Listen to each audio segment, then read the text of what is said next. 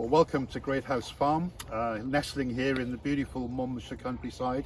We are here today to meet Vicky Tuffs and her business partner Andrew Williams, who run GHF Equestrian, one of the most successful producing yards in the country. It's the first stop on our UK tour, where we'll be meeting many members of the Voltaire Design family. Well guys, here we are, beautiful day.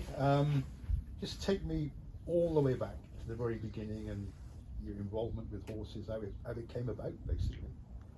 Okay, so my dad had a hunter, and he just used to literally hunt it on the weekends and not really ride in between, but did get a little pony to go with it, and I started riding him and then nagging him to go hunting, which I really enjoyed, and it took on from there really. You know, I had a pony that didn't jump, and then I wanted one that did jump so I could keep up with dad.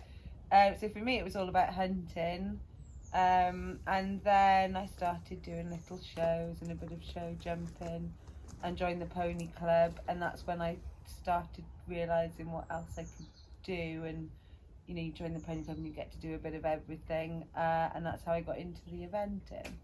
Did you sort of love it from the start? Did you know, like, yeah, I really want to Yes, do I this? loved the cross country. I've always loved show jumping, hated dressage, had no interest in that.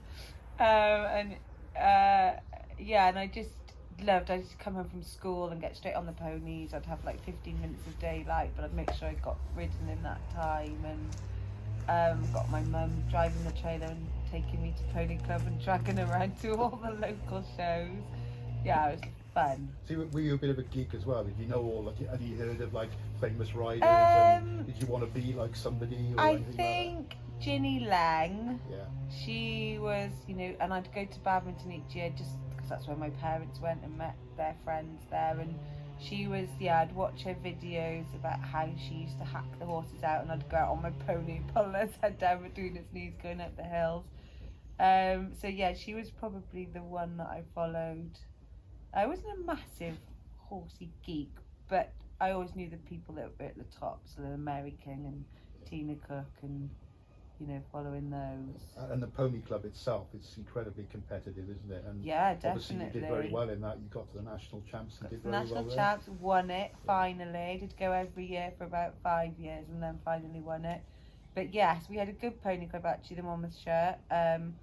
Competed for places in the teams, you know, so it was a lot different then. And Yeah. you know, it was, everybody wanted to do pony club Yeah. and get to the champs. You couldn't go BE then Right. until you were 16, I think. Completely differently. I didn't really grow up in a horsey family, and I've always loved horses, and I was obsessed by horses, and same as Vicky, used to watch Ginny Lane's videos and Mary King, and but not really eventing. It was just general horses, because I grew up in a place that, you know, I wouldn't have known what eventing was at all. And I used to ride. My grandmother lived on the mountain, and we lived actually in a council estate below the mountain. And I used to go up, and her neighbours had pointer-pointers, and I used to muck out, be there at 7 o'clock, and just to be involved with horses. And I think that's where I learned to look after the horses really well, because I couldn't ride at that point. I didn't have my own horse or anything. And so I did the other way around. I sort of got really into the management of the horses rather than the riding, and then I rode later on. I, like, you know, a Welsh mountain pony bought for £200 and learned to ride them on the mountain unbroken and that sort of thing. So all the stuff we go back to doing now, don't we, off-road and less in the arena with the young horses, probably comes from my background of not having an arena. And it teaches them loads, and riding loads. You know, everyone can ride around on a flat surface, lovely. You struggle then when you get out and about. And then I then started riding, and I sort of taught myself really. And then over the years, you know, I think you listen to people, and you know, even since myself and Vicky have done the horses together, even going training, you know, when you were training with Bettina and things, you just sit there, and things that you almost, I notice, but you're too scared to say because you don't really know anything. She would say, and I'd be like, fuck that. well. And that's sort of how you learn as you go along, and it doesn't stop to this day. You know, you keep learning. And then so I used to just then ride anybody's horses, and when I say anybody's horses, they were always naughty horses, the horses that people didn't want to ride. So then I learned to ride quite well because all the horses were really, I had to. And then had all the way through school, then I had a break, and I was very musical. I was horses and music, and I ended up getting a scholarship to go to Guildford School of Music, and then literally forgot about horses for 2 years, and I was on the West End in The Lion King and Les Miserables, and came back one summer, and a lady had moved close by and asked me if I'd ride her show horses, and I never went back. Yeah. Well, you two are very much a partnership. Yeah. How did that sort of kick off, as it were? Well, we're both from the same town, and it's a small town, so everyone knows each other. And I'd actually gone off when I was working in Chippenham for a lady up there, and I saw Andrew was grooming at some like big badminton, big internationals, and so he was there at badminton when I was doing my first badminton, and then I thought, right, it's time to leave, and I phoned him. I was like, I want to come back to Wales. Have you got any stables? He's renting a yard literally at the bottom of this hill. Right. And he's like, yeah, I'll make room for you. So I went there, and I had Cleaned a few sheds out, Yeah. and then she cleaned a few came. sheds there. Yeah. Got the guy down there to build me a tack room. Every week he got a new piece of wood, and that was another bit to my tack room wall. And I had two very good horses. I had Tudor Romance, she'd just been around badminton. I had Silver Lining, who I thought was a really, potentially a top horse. But I was borrowing his friend's trailer to drive around, and I just thought, this is ridiculous. So I sold them both, and obviously the one went to Zara Phillips, and that. I think that was the biggest. That was the first moment, I suppose. It's the first moment we realised how much a horse could be worth. Yeah.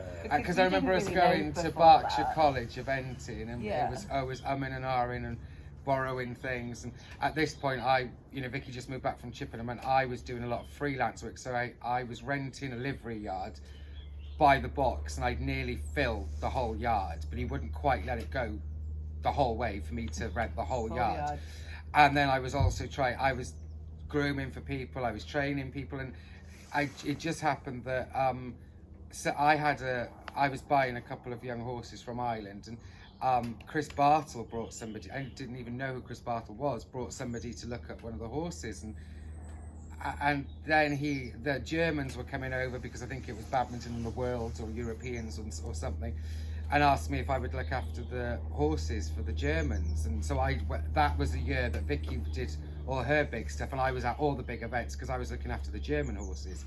And then when Vicky came, and then we eventually decided that you were going to sell the horses, our first sale, well, it was Vicky's horses at that point, but us together do it. I went off with her we got lumbered into the middle of the indoor at Gatcombe with Princess Anne on one side, and me and Captain Mark Phillips on the other side. No pressure. Dogs everywhere. And Zara had just had a really bad fall and broken a shoulder and a collarbone. And we arrived in my mum's car with Anne clapped out old Harrod's trailer. Mitsubishi with our friend Anne Harrod's Ivor Williams trailer with this horse on the back. We've learned from that very, very first day, there's nobody too famous to sell a horse to. That was our first big sale, and I remember we went off horse shopping then, didn't we? And we kept stopping at the services and checking the account, and then I was like, it's in! And I phoned my mum. We actually got pulled over by the police because he kept checking it on the phone. And I got pulled over by the police because I was on the phone to my mum saying, we're You go from being ecstatic that all this money that that like Amazing. house money is coming to the account to be and like there pull was over. a moment there, wasn't there, when I was like, oh, I could retrain at this point to be a solicitor, because it was kind of what that was the other thing I was going to do, and Anne Howard is found as a solicitor. And I thought, I've just sold the horses, I've got money in the bank, like Tudor Romance had gone to Italy. You did have 2 embryos out of Tudor Romance as well, so we had gone, I had no horses, I had nothing, and I was like, shall I just, Which way does it go? yeah. And then he's like, I know this little horse lorry. So I ended up buying a 3-horse lorry and 3 horses. Wow. Yeah. That week. And we just started. The joy of again. spending your time travelling around the countryside riding rubbish horses Yeah. for people that really don't know what they have is that all of a sudden you come across a lorry that someone has bought brand new in a barn that they've never used. And I was Yeah. like, and honestly, this is how it's. There's a fish and chip shop down the In road. There's a Cumbrae. man that works there that has a lorry in his barn that I used to go and ride his horse for. I'll ask him if he'll sell it. Wow. And that's how it started. We started getting quite successful, and people are like, "Haven't you got a big lorry?" We were like, You don't need "No." And then when we had Dargan, who's obviously been a super horse for us, we started saying then, I was like, "Get a big lorry." And no, I'm riding around on it. When we sell this horse, we're going to get a big lorry. And that's what and He we was did, our didn't first we? big He was lorry. our first big lorry, yeah.